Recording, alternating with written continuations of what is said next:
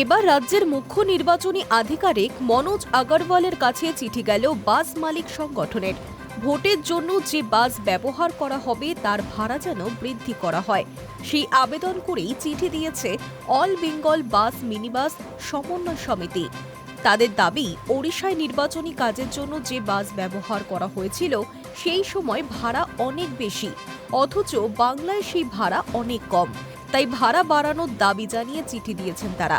তবে এই চিঠি প্রথম নয়, এর আগেও অর্থাৎ 2025 সালে 13ই অগস্ট বাস মালিক সংগঠন চিঠি দিয়েছিল নির্বাচন কমিশনকে। এরপর 26-এর ভোটের আগে ফের একবার চিঠি দিল তারা।